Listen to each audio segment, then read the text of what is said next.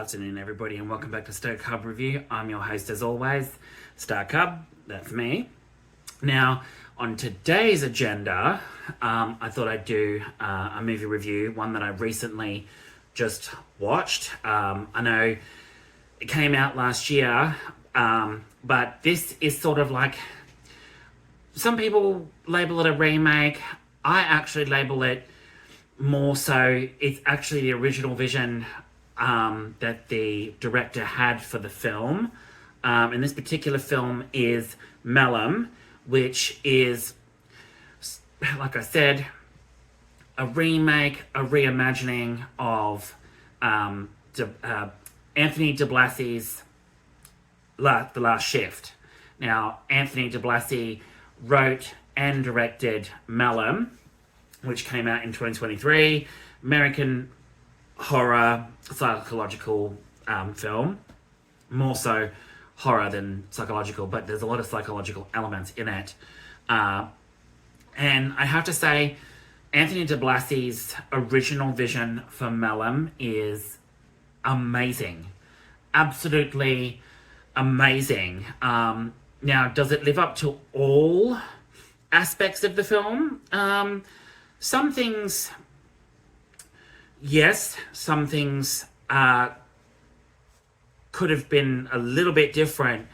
But personally, my husband says that Last Shift was, he liked Last Shift better than Malum for the different, for certain aspects of the film.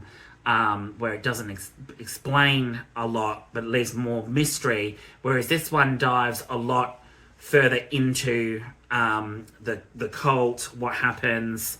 The mythology is brought out a lot more in Malum, and we get more mention of the actual demon that's in the film, that gets mentioned in The Last Shift as well, but we hardly see it, whereas in this one, you see it in all its bloody glory. And it's fantastic. Absolutely fantastic. The movie stars Jessica Sula, Eric Olsen, Channing Morrow, and Candace Koch. Now, with Anthony Diblasi's The Last Shift, and I did a movie review on that. That is a fantastic film. The Last Shift, for me, is a fantastic film. They both are. In their own right, they're both really, really good films. But the Last Shift, it had some really good, dark, gritty, dingy, dirty, it just felt really like, ugh. And then with Malum, it does the exact same thing, but what Malum does is, it's not as grainy as what The Last Shift looks aesthetic wise. The Last Shift comes off grainy, dingy, dark, and sort of like a rusty sort of feel to the filming technique, whereas Malum is very how can I put Malum? Malum is just, it feels more like a normal filming technique where it doesn't use a grainy filter, but it's Malum is amped up by its psychological horror elements, its psychological mystery elements as well. There were some really, really cool twists in Malum. The blood and gore is exceptional, and a lot of it is practical effects. Very much like The Last Shift, where it was, majority of it was practical. That's what I love in films, practical. I'm not going to give you a movie review where I'm going to go, oh my god, the special effects, CGI effects were absolutely hands down amazing. These type of films, especially, with low budgets that don't rely on CGI, come off really, really good. Even if it's a direct-to-video release, it shows you that filmmakers, directors, anyone that works with these films can do practical effects, practical makeup, and all of that, and look really, really good without doing the CGI. And this film, it's very practical. There's no CGI, which is absolutely amazing in these type of films, especially horror. There's nothing worse than having CGI. It shits me to tears. It really bloody does. And that's just my opinion. I don't know what anybody else's, but Malum's blood and gore effects were amazing, absolutely fantastic. In all its blood-soaked glory, it was gory, but it fits the story. It wasn't over the top, absolute, hands down, disgusting brutality gore like Terrifier. I cannot stand those movies. They are just bloody, just disgusting to be disgusting and over the top, and it makes no sense in the context of those two films so far. I don't like those films. Shoot me now for all the horror fans out there that like the Terrifier films. I think they're absolutely awful. Not my type of horror, to be precise. Over the top, but whereas I like a good supernatural demon horror film any day. And this one, Malum, really does it brings out more of the mythology. It dives deeper into the cult. It dives deeper into Jessica Sula's character, Jessica Lauren's past and connection to the cult, and why she's a target, why everything is happening, and it's a lot darker than the original as well, The Last Shift. But like I said, comparing these two films, there's good and there's bad with both the films. But overall, I would have to say both the films being separate from one another, The Last Shift, and then you got Malum, which is, in my opinion, it's a reimagining and his original vision for the film. And I like I said, I did do a review on it, and I'll bring it up again. But go and check it out, because The Last Shift review was really well done. My personal opinion, I did a good review on that.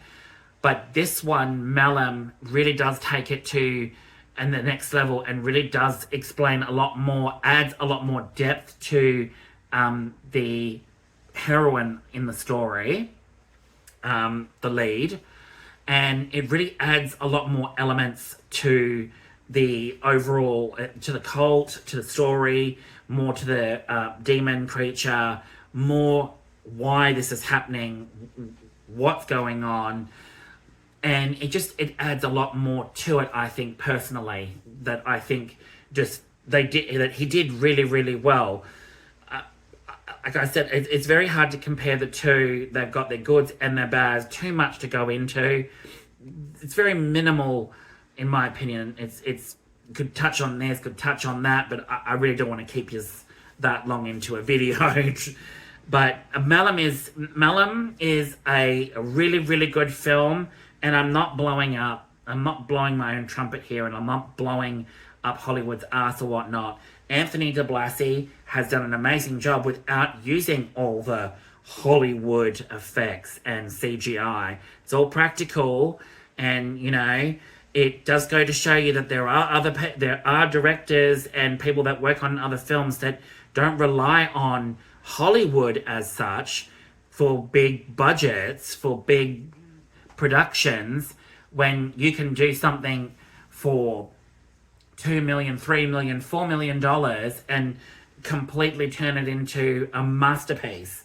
And I think Malum does a very good job at that. There's some jump scares in it, some pretty good jump scares. The story is really, really good.